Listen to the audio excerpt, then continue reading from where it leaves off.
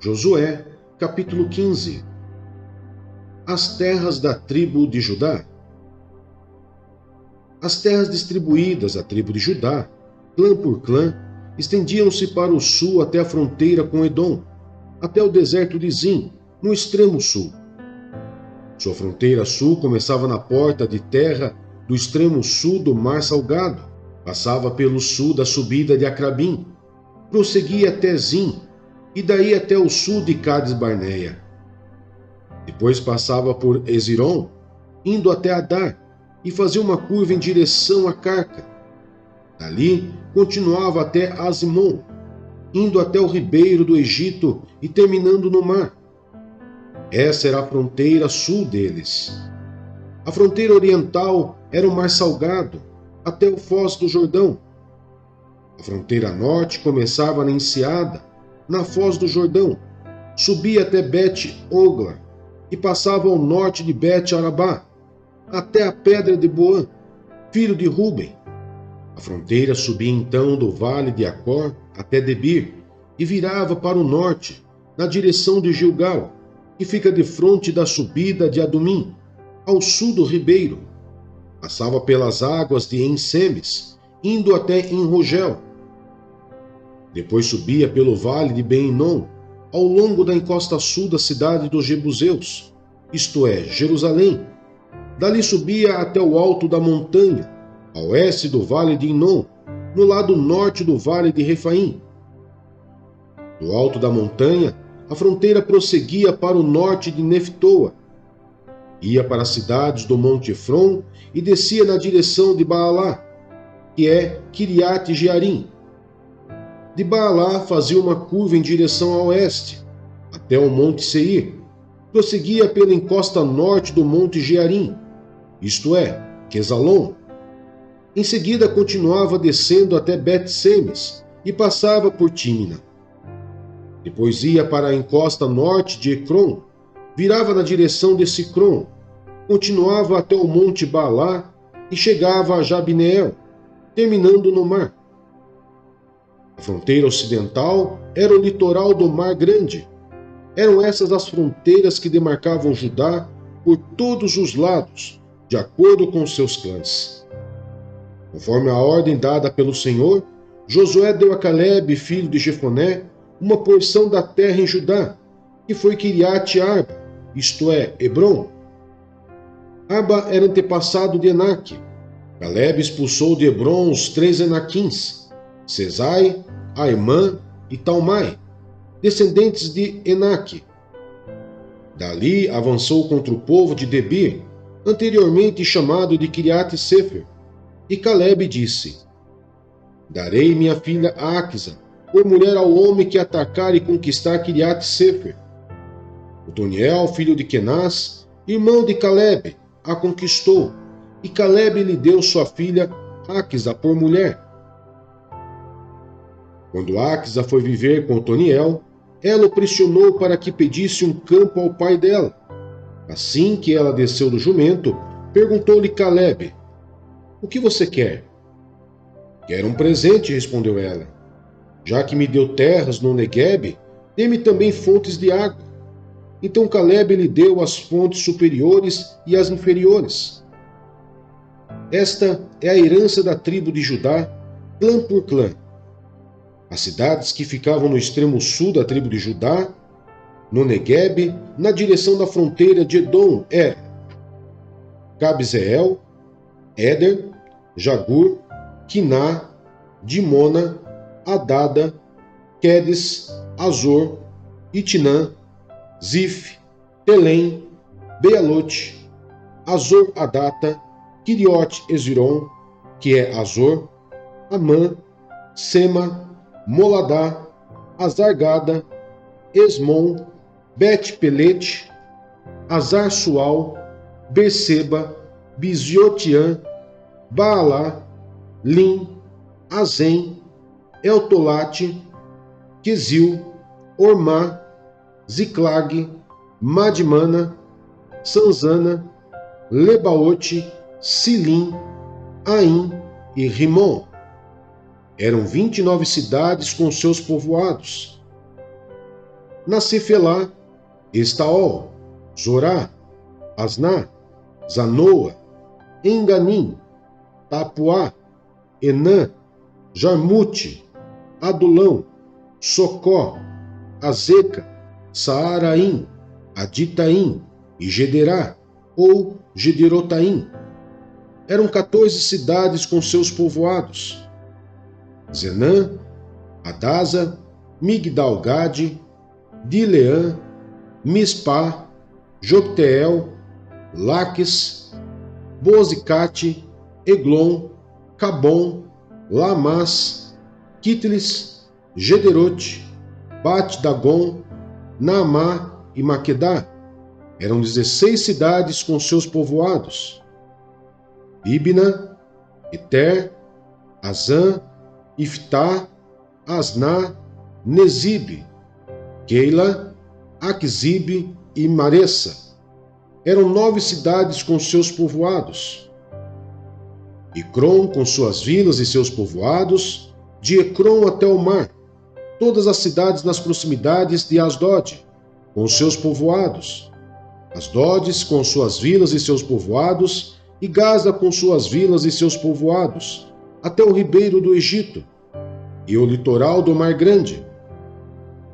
Na região montanhosa, Samir, Jatir, Socó, Daná, Kiriat-Sana, que é Debir, Anabe, Estemo, Anim, Gozen, Olom e Gilo. Eram 11 cidades com seus povoados. Arabe, Dumá, Ezã, Janim, Bet-Tapuá, Afeca, Unta, Kiriat-Arba, que é Hebron, e Zior. Eram 9 cidades com seus povoados. Maom, Carmelo, Zif, Jutá, Jezreel, Joctideão, Zanoa, Caim, Gibeá e Tímina. Eram 10 cidades com seus povoados. Alu, Bet-Zur, Gedor, Marate, Bet-Anote e Eltecom. Eram 6 cidades com seus povoados. Kiriat-Baal, que é Kiriat-Jearim e Rabá. Eram 2 cidades com seus povoados. No deserto, Bet-Arabá, Midim, Secacá, Sibizã, Cidade do Sal e Engede. Eram 6 cidades com seus povoados. Os descendentes de Judá não conseguiram expulsar os jebuseus, que viviam em Jerusalém. Até hoje, os jebuseus vivem ali com o povo de Judá.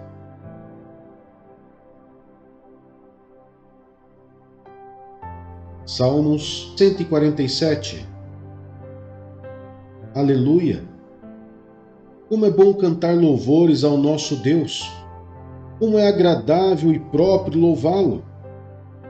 O Senhor edifica Jerusalém. Ele reúne os exilados de Israel.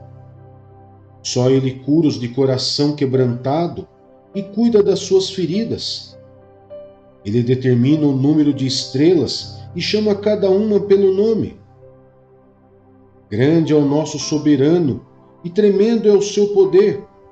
É impossível medir o seu entendimento. O Senhor sustém o oprimido, mas lança por terra o ímpio. Cantem ao Senhor com ações de graças.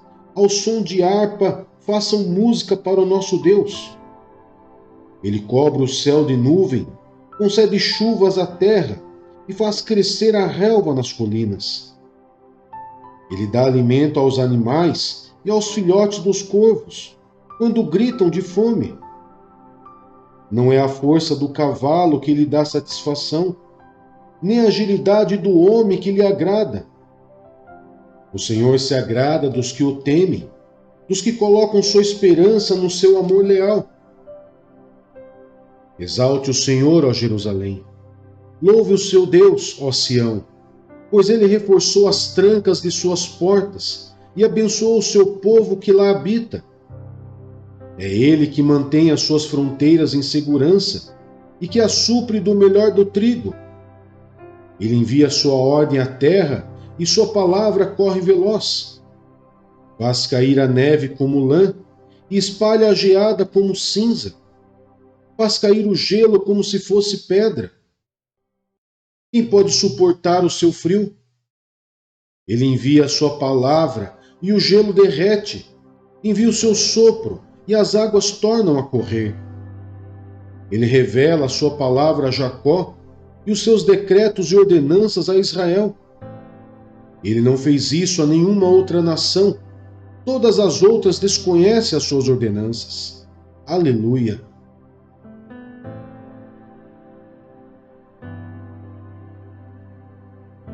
Jeremias, capítulo 8. Naquele tempo, declara o Senhor, os ossos dos reis e dos líderes de Judá, os ossos dos sacerdotes e dos profetas, e os ossos do povo de Jerusalém serão retirados dos seus túmulos. Serão expostos ao sol e à lua, e a todos os astros do céu. E eles amaram, aos quais prestaram culto, e os quais seguiram, consultaram e adoraram. Não serão ajuntados nem enterrados, antes se tornarão esterco sobre o solo. Todos os sobreviventes dessa nação má preferirão a morte à vida. Em todos os lugares para onde eu os expulsar, diz o Senhor dos Exércitos. O pecado do povo e o seu castigo.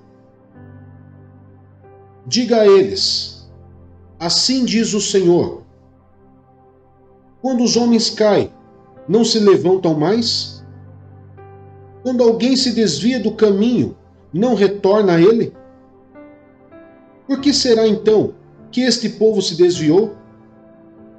Por que Jerusalém persiste em desviar-se? Eles apegam-se ao engano e recusam-se a voltar. Eu ouvi com atenção, mas eles não dizem o que é certo. Ninguém se arrepende de sua maldade e diz, o que foi que eu fiz? Cada um se desvia e segue seu próprio curso, como um cavalo que se lança com ímpeto na batalha. Até a cegonha no céu conhece as estações que lhes estão determinadas, e a pomba, a andorinha e o tordo observam a época de sua migração. Mas o meu povo não conhece as exigências do Senhor. Como vocês podem dizer, somos sábios, pois temos a lei do Senhor, quando na verdade a pena mentirosa dos escribas a transformou em mentira? Os sábios serão envergonhados, ficarão amedrontados e serão pegos na armadilha, visto que rejeitaram a palavra do Senhor. Que sabedoria é essa que eles têm? Por isso entregarei as suas mulheres a outros homens, e darei os seus campos a outros proprietários, desde o menor até o maior.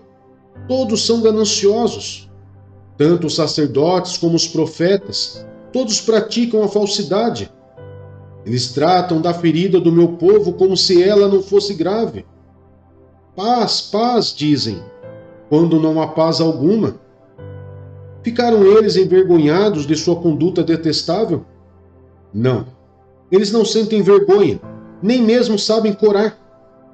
Portanto, cairão entre os que caem, serão humilhados quando eu os castigar, declara o Senhor. Eu quis recolher a colheita deles, declara o Senhor, mas não há uvas na videira, nem figos na figueira. As folhas estão secas. O que lhes dei será tomado deles. Por que estamos sentados aqui? Reúnam-se. Fujamos para as cidades fortificadas e pereçamos ali. Pois o Senhor, o nosso Deus, condenou-nos a perecer e nos deu água envenenada para beber, porque temos pecado contra Ele. Esperávamos a paz, mas não veio bem algum. Esperávamos um tempo de cura, mas há somente terror. O resfolegar dos seus cavalos pode-se ouvir desde Dan. Ao relinchar dos seus garanhões, a terra toda treme. Vieram para devorar esta terra e tudo o que nela existe, a cidade e todos os que nela habitam. Vejam, estou enviando contra vocês serpentes venenosas que ninguém consegue encantar. Elas morderão vocês e não haverá remédio, diz o Senhor. A tristeza tomou conta de mim, o meu coração desfalece. Ouça o grito de socorro da minha filha, do meu povo, grito que se estende por toda a terra. O Senhor não está em Sião? Não se acha mais ali o seu rei? Porque eles me provocaram a ira com seus ídolos, com seus inúteis deuses estrangeiros? Passou a época da colheita, acabou o verão, e não estamos salvos. Estou arrasado com a devastação sofrida pelo meu povo. Choro muito, e o pavor se apodera de mim. Não há bálsamo em Gileade, não há médico. Por que será então que não há sinal de cura para a ferida do meu povo?